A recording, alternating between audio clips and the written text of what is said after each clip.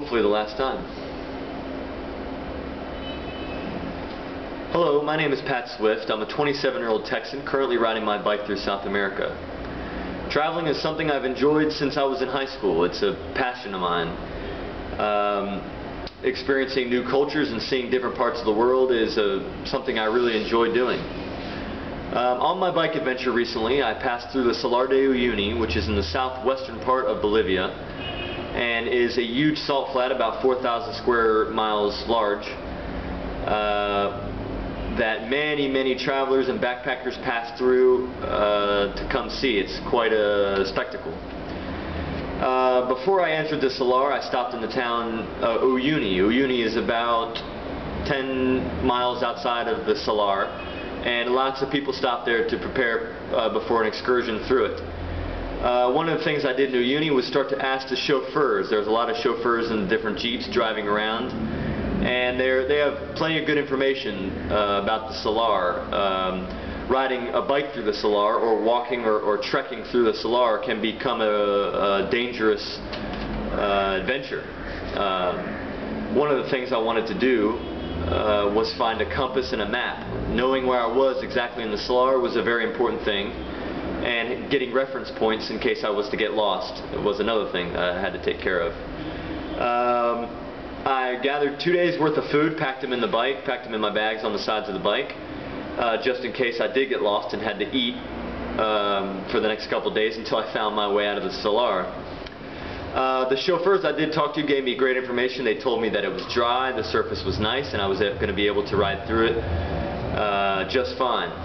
So in the morning I left Uyuni and rode to the edges of the Salar. It was very interesting how the surface of the dirt road that I took to the Salar changed into this salty surface. It was a mixture of both, and then it turned into straight salt. The surface was shifty. It was difficult riding a bike through the first 5 kilometers into the middle of the Salar. Once in the middle of the Salar, the surface hardened pretty well, and it was flat and generally nice to ride through. My first destination point in the Salar was a salt hotel. They have a salt hotel in about 5 kilometers outside of the edge that is only made out of salt blocks. And going to the salt hotel, I was hoping to just have a cup of coffee and maybe chat with some people, chat with some of the travelers passing by, and before I went on this sort of solo mission through the Salar. I met some Argentines there. We had some great conversation, had a cup of coffee. They wished me well. We took some pictures, and they waved me off as I rode out into the white abyss. Riding in the Salar right away was a very interesting thing. The salt hotel, which was behind me, was out of view in 10 minutes. The flat, salty surface adds this difficulty to see and to project how far things are away from you. My final destination point was the Tanupa volcano, which was 90 kilometers away, I was told by the drivers of these excursions. Riding throughout the day, it got very hot. The sun bounced off of the salt surface and sort of burned me in different places over the course of the day. So riding through it, very interesting. I felt just awesome riding through this huge, massive salt surface, like I was doing it all on my own and on my bike.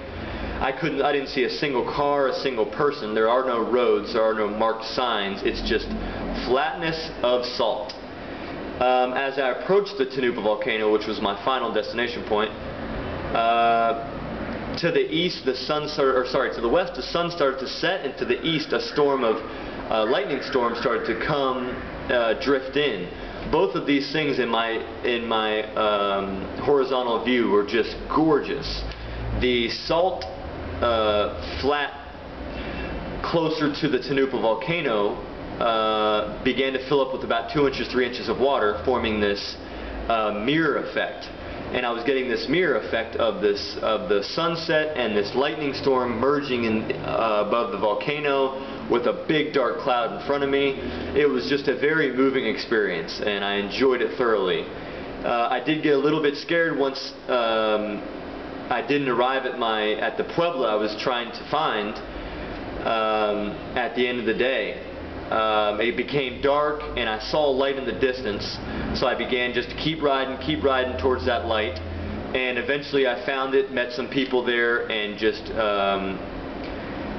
had a good time that night talking about the Salar and my experience. But the Salar de Uyuni is just a beautiful place, and I'm so glad to have ridden through it on my bike.